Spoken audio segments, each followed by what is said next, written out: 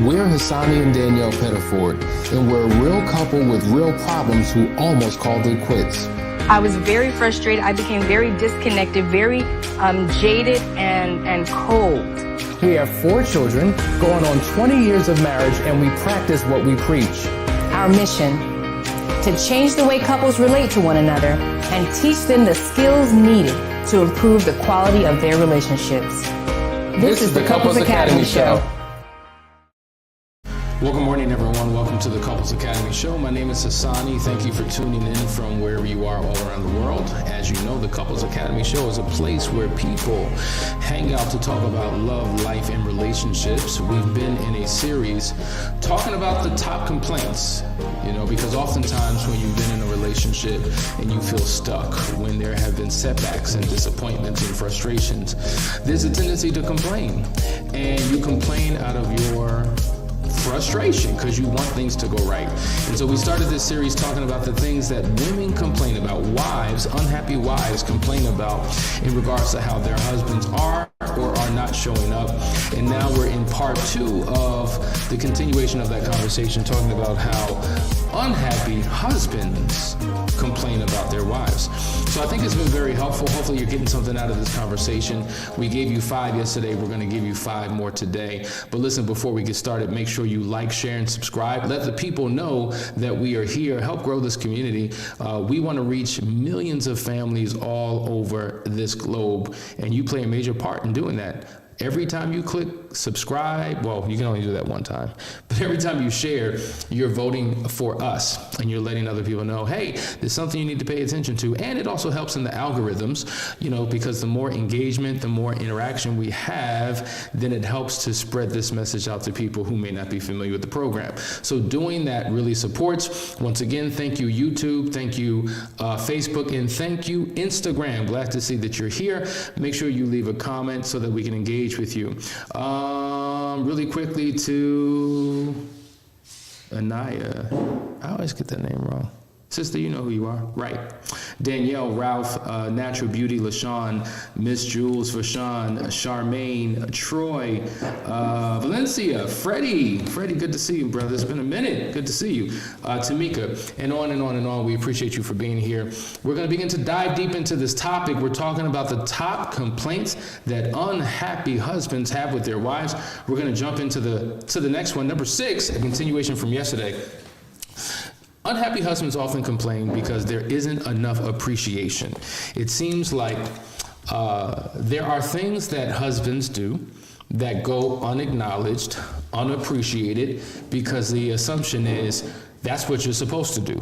You want a trophy for what you're supposed to do? You want a cookie for what you're supposed to do? You want me to give you praise for what you're supposed to do?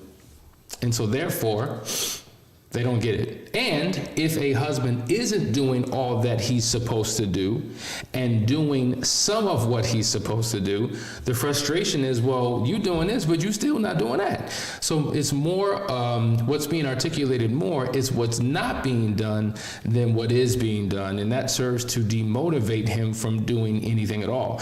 And I would say that this is similar to how wives feel when they are not appreciated and under acknowledged for their contribution. And so if you've properly delegated responsibilities, if you determined what the role of the husband and the wife are in the relationship, and you are carrying those things out, just because that's what you're supposed to do doesn't mean that they should go unacknowledged. If you work in a workplace environment, you work for a job, you're on a team, they will tell you that celebration and edification is important to increase the morale of the employee. If you ever want to decrease the morale, have them work hard and don't acknowledge them. Well, the same approach that we have with coworkers and teammates is the same approach that we should have with our spouse. And so let's just say there's a long list of things that he needs to do. One of the ways to get him to be more motivated to do those things that he's not doing is to acknowledge what he is doing. Because when he feels celebrated for what he does do, and then you come with, baby, would you mind doing, or remember when we talked about you doing such and such and such and such? most likely there's more of a probability that he'll delve into those other areas because he feels like he's at least getting something in terms of acknowledgement from you. So this is one of the biggest complaints that men have. It's something to be mindful of. Once again, when there is a complaint about what's not being done, you have to be careful how you deliver that message so that he can ultimately receive it, so that so there can be a change in his behavior. So ladies, wives, do the best you can to take your time to acknowledge, not once, not twice, but regularly. That is what the role is, particularly if you're dealing with an individual who is big on either A, words of affirmation, which is one of the 5 love languages, which fits into the first emotional need that we walk couples through, or 2, did I say A? B, thank you, not 1, 2. B, admiration, to be admired, to be honored, to be respected. Oftentimes that comes in the form of words, celebration, acknowledgement, congratulations, things of that nature. That's big for men, so make sure you take heed to that. Let's go to the next one. In terms of complaints, man, I wish she planned date night once in a while. It seems like oftentimes in relationships, according to this particular article, that men are the initiators of anything that a couple does. So when it comes to dates, he's typically planning the date. He's typically reaching out. He's extending himself. He's making the plans and the efforts to do. And so what they're saying is, it would be nice if every now and then you would plan a date so that I could be pampered and I could be taken care of. It would be nice to show up to a restaurant where the reservation was made by you. It would be nice to get in the car and you get behind the wheel. It would be nice if there was a surprise and I didn't know what I was doing because you put a plan in place to woo me, to date me, to take me out. See, that would be a good thing to do. And when you begin to do it, he feels loved, he feels pursued, he feels as if he still has it. You know, one of the things that I think men struggle with, and it's not on this list, but I can speak to it because I hear it from a lot of men, oftentimes they don't feel desired. All right? Desirability for a woman plummets shortly after I do, but his desire is still on high. So when you're partnered with someone who has less of a desire for you, for whatever the reason may be, oftentimes motherhood plays a role in that. All of the responsibilities that a wife has, all the hats that she's wearing, the last thing on her mind is you. Desiring you. And when I say desiring you, I don't just mean in an intimacy type of way, but desiring time, whatever it may be.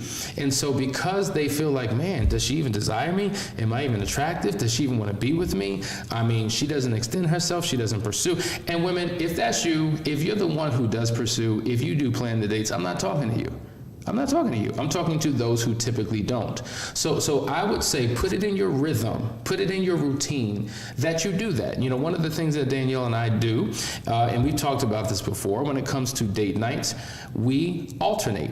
Right? So I'm responsible for first and third Tuesdays, because that's our date night. She's responsible for second and fourth Tuesdays. And so either A, it will be a surprise to one another and we don't know, and there's an element of surprise in that, or B, we do know, right? And so it's just like, okay, cool, I can't wait to go, right? And so if I tell her what I'm doing, hey babe, it's Thursday, next Tuesday we're gonna do such and such, that's gonna create anticipation, that's going to create a desire. And if I don't tell her, that's going to create anticipation. That's going to create desire, because it's something that we're reaching towards. There's something that we're looking forward to. And that's critically important so that every day doesn't feel like Groundhog's Day. We don't do anything. We don't dress up. We don't go anywhere. Everything's the same way all the time. We've settled into a state of boredom and monotony. There's nothing fun about that. And so planning a date gets you out of the house. It breaks up the routine. It allows you to show up as your best self. And as I always say, when I go out on a date, I don't take my wife with me. I leave her home. I take my woman with me, same person, different role. If I'm taking my wife with me, I'm taking someone who's responsible to me and for me. Someone who has roles and duties and obligations to serve me and the family. That's who I'm taking out on a date. When I take my woman out on the date, I'm taking someone who's not attached to me in terms of duty, responsibility, and obligation, because I can see her as someone who's separate from me. Someone to pursue, someone to enjoy, someone to woo, someone who I am anticipation of extending myself to. You see the difference? So when you take your man out, not your husband, it's a different dynamic. And sometimes he wants to know, yeah, I know I'm your husband, but am I still your man? Did you get that? You're watching the Couples Academy show. We're talking about the top complaints that unhappy husbands have about their wives. Stay tuned. We'll be right back.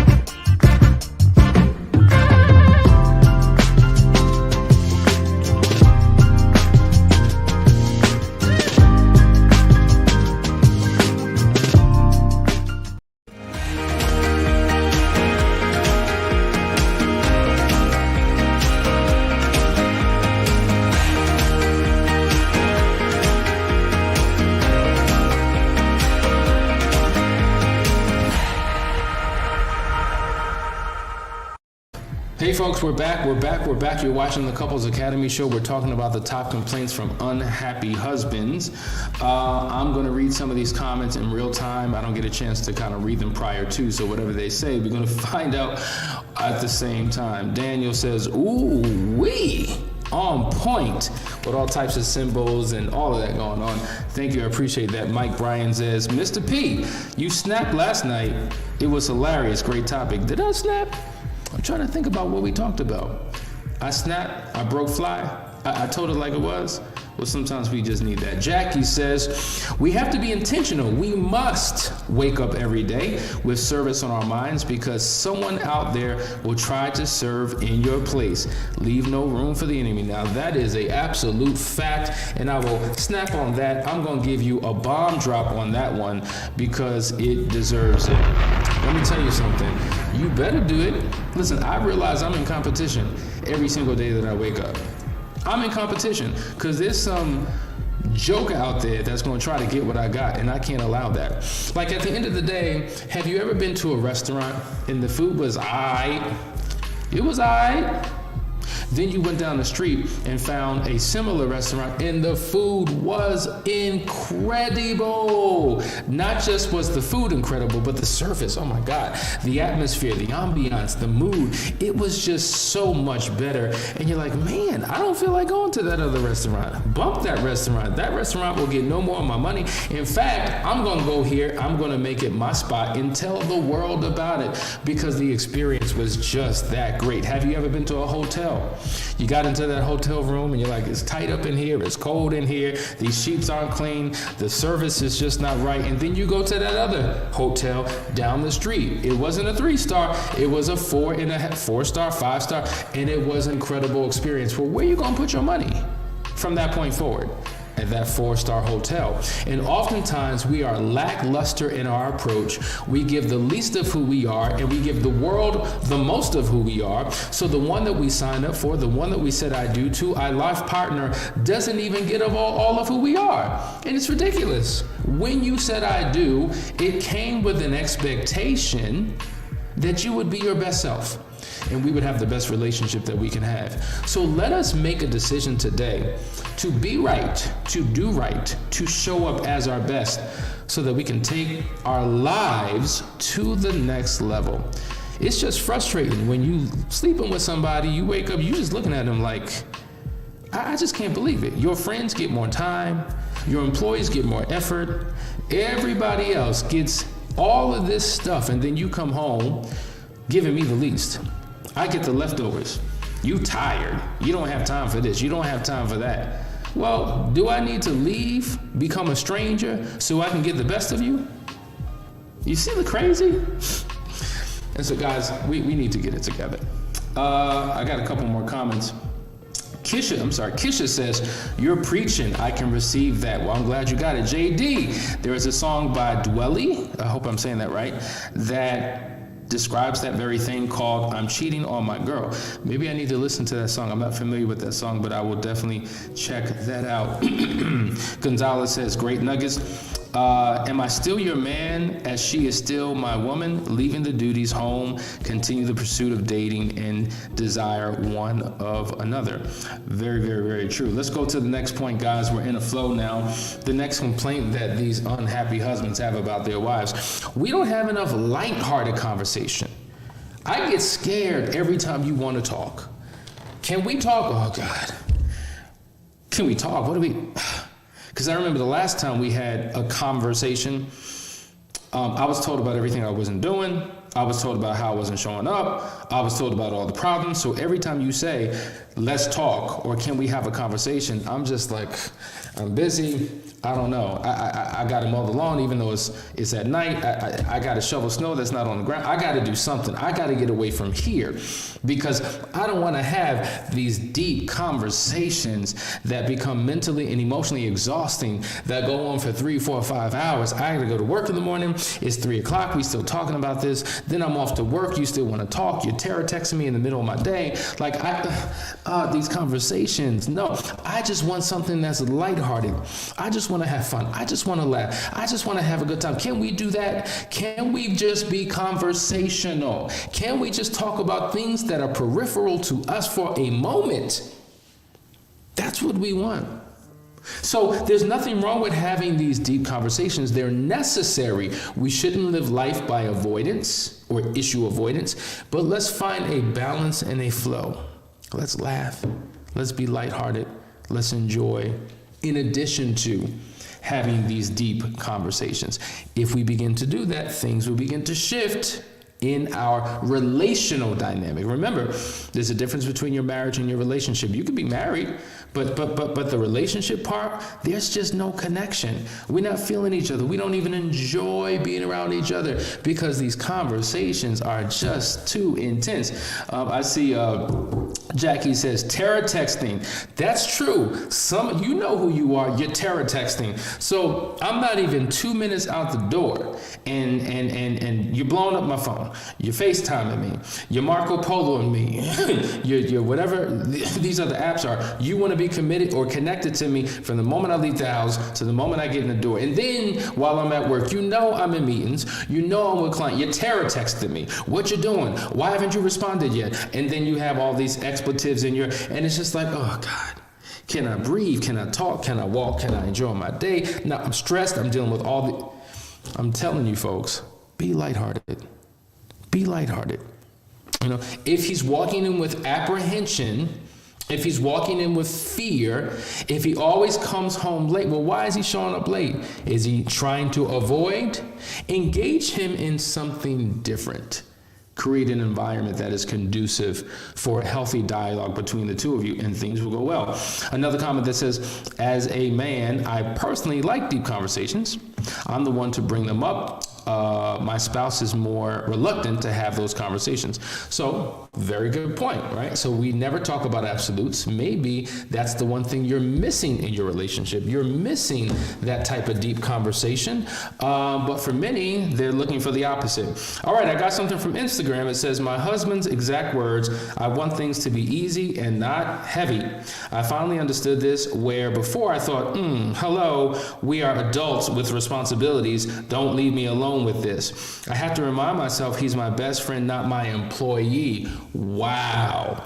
That's from Instagram. He's my best friend, not my employee. And so this is why we say there's got to be a balance, folks. Like when you're all the way in one space and you're a void of the other, your relationship is missing something. Remember, companions and partners.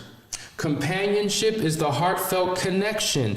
Partnership, duties, roles, and responsibilities. Now, if we just keep it real, I want you to ask yourself the question, are you more partners with your spouse or more companions? Which way is your union leading? Is there more of a responsibility on, generating income for the home, managing the finances, the duties and responsibilities of maintaining the home, parenting the children? Is it more task, duty, task, or is it more emotional connection, right? Emotion, sexual fulfillment, the blending of personalities, effective communication.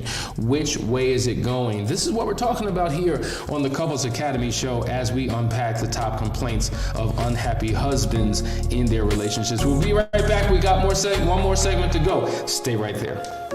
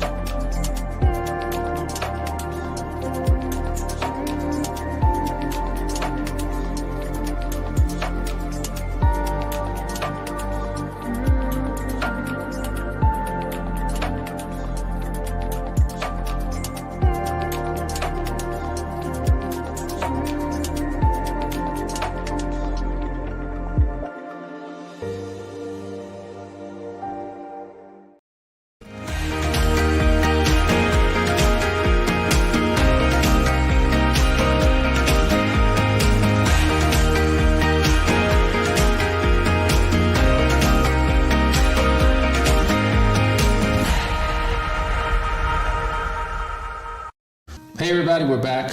You're watching the Couples Academy show, top 10 complaints of unhappy husbands. We've gotten all the way down to number 8. We got 2 to go. Let's dive deep. We aren't romantic anymore. Like, you know what? Here's the reality. Before we got married, oh my God, there was romance. There was connection. We enjoyed each other. We had deep, penetrating, emotionally connected conversations. We would woo each other. We would dress up. We would smell good. We would look good. We would give each other the best of who we are. And then something shifted because we said, you know what? I want a whole lot more of this. So we transitioned from dating to a committed courtship. And then we said we want more. Let's go a little bit deeper. We transitioned from a committed courtship to engagement, right? So now we're engaged, right? We're in high anticipation because we have a date. And that's another side note. Don't get engaged without a date. How many of you have been engaged or know people who have been engaged? You'd be like, oh, congratulations, when you get married. Oh, well, we haven't determined that yet. So now you've been engaged for 7-8 years, waiting for some wedding to come along and then you get frustrated because you're in the season too long. See, you can be in a season for too long and you can outlive the season, side note. So you're engaged, you're in high anticipation of, oh my God, spending the rest of your life with somebody. And so through the dating season, through committed courtship, through engagement, it's very romantic because you're still in pursuit of, right? These are levels and degrees of commitment, but the final ultimate commitment is when you give your vows to someone.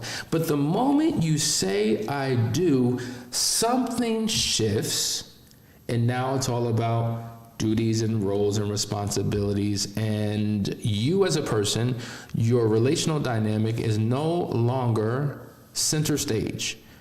It literally flops all the way down in the list of priorities because of all these other things you have to deal with. And so there are many people who have been married, and once they said I do, they stopped dating. Because that was the season. We did that. We don't have time for that. Because now we got kids, and now we got responsibilities, and now we got this work, and now we got this business, and now we got all these other things that we're involved in we'll get to the relationship. We got the rest of our lives together. And you no longer do what you once did. No more flowers, no more candy, no more, we just talked about date nights. We're not doing the things to keep that connection and that passion alive, which is not romantic.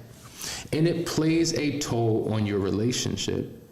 And listen, I don't know who has the romantic bone in the relationship, but generally speaking, when there is romance, it's initiated and executed by one of the two individuals. It is generally not a mutually exclusive thing because that's just not who I am. I'm not all touchy-feely. I'm not romantic. I don't need all of that. And so because it's not something you value, you don't implement. You don't give the other person what you don't value because it's not important to you. So therefore, it don't need to be or must not be important to your spouse. But it could be the very thing that they've been searching for and longing for and craving for and were in high anticipation about. And that's why they said I do, because they wanted more of the same. Because prior to I do, they got that. You shared that. And then after I do, it's just like, phew. And so this becomes very discouraging for those who aren't married because they're like, well, good God, if there's no more romance, if there's no more connection, or not to the degree that there once was, what's the point? What in the world am I getting married? What did I sign up for? And so this is why it's important that you and your partner have to come together and have these conversations. Because when you begin to have these conversations, all of a sudden things change. You hear what I'm saying? And so romance, if you're missing it, bring it back. And if you lost it, you lost the art of it. You don't know what to do anymore because you got stuck in this space of we're just existing. Buy a book. Watch some videos, read some articles, 10 things you could do to be more romantic in your marriage, 100 things you can do to pull out the romance in your partner, whatever it is. You got to go back to school. You got to learn, right? Every single profession that you have, not all of them, but a lot of them, require education. Matter of fact, depending upon your profession, every 3 or 6 months or 12 months, you have to go back. You got to get recertified. You have to have extracurricular or what they call these credits that you have to constantly get to make sure that you're up to date with the new technologies and the new techniques and the new systems. These are the things that you have to do to remain current, to remain relevant, to remain active. Well, you need to do the same thing as it relates to your relationship. And so that's why we take couples through the emotional needs questionnaire, which helps them unpack how are you showing up in this relationship. So romance, bring the romance back in, ladies, because your man needs it. Now, let's go to the last one. This is number 10. We don't have sex anymore.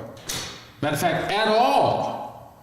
Now, we talked about yesterday how oftentimes sex is just like, fine, let's go ahead I'm doing you a favor. Appreciate it. You better honor it. Because listen, I'm sacrificing myself for you. That is what we would call duty sex. There's not a delight. It's a duty. It's a chore. It's a responsibility. I'm not getting nothing out of it, but I'm serving you. But then there are other times when you transition into another sexual marital pattern, which is what we call the sexless marriage. Now, by definition, a sexless marriage is a marriage where couples engage in sex anywhere between 1 time a month or as low as 10 times a year, which is less than once a month. Now, that is, by definition, a sexless marriage. But there are many of you, if we're just being honest, who haven't engaged in intimacy in a long time. For some, it's been a year. For some, it's been 2-3 years. And that can create such a hardship on the relationship. When couples stop touching, it's an indication that something isn't right in the relationship. And so most of the time, though there are physical challenges to some people's, sexual dynamic that really has to be worked out, and there should be a sensitivity to that because, for some people, they're just physical challenges. But overwhelmingly for most people, it's more of an emotional, relational struggle that people are having, and it shows up in the area of their sexuality because they stop having sex. And so this is something worthy of a conversation. And oftentimes when couples have the talk about sex, it is a very hurtful, it is a very stressful, it is a very negative conversation because fingers are being pointed in both directions. There's such a high sensitivity to this particular topic, but it's something that needs to be worked through and restored. Let me tell you something. If your husband has a higher sex drive than you do, it doesn't mean that he's nasty and dirty and filthy and all you do is care about sex. Well, no, not necessarily. Well, maybe. I don't know your husband. But his higher libido doesn't make him bad or make him wrong. It makes him different. You understand? And so this is why it's important that you two take the time to really dive deep into this conversation. Maybe there's an aversion that wife has to sex that she may not even be aware of, or if she does, you're not aware of, or if you are, you don't value what the aversion is. And so this is why this is a conversation that you've got to have again and again and again and again until you experience breakthrough. And sometimes you need people helping to navigate that conversation for the two of you because you tend to get stuck in places that you need not be stuck in. So we talk about the top 5 problems, and you heard us say this 1,000 times, that people have in their relationship. Money, communication, parenting, in-laws, and sex. Sex is one of them, folks. It's one of the top 5 reasons that people experience hardship, struggle, and these are some of the top 5 reasons why people ultimately divorced. It doesn't have to be a prison sentence. You don't have to feel trapped. You can begin to experience an amazing sex life as long as the two of you can get into alignment. And if you can't do it on your own, this is why Couples Academy is here. So this is why we're constantly saying, just reach out to us. And guess what? We're not the only show in town. I think we're one of the best, but we're not the only show. There may be someone, a practitioner, a therapist in your area that is skilled and competent in guiding you through a process that will take your sexual relationship within your marriage to the next level. So whoever they are, find them, seek them out so that life doesn't have to be a bore. Life doesn't have to feel like a trap. Life does not have to be miserable. All the things that you signed up for when you said I do, you can begin to experience them in your marriage if you are intentional. And when you do that, all of a sudden you wind up in a much better place. Listen, guys, we've been talking about the top 10 complaints of unhappy husbands. We hope that you take the time to listen to this conversation, watch it with your spouse, so that things can begin to turn around. Love you guys. Hope you had a great time with us. We will see you in the morning on Friday for another great episode. Take care.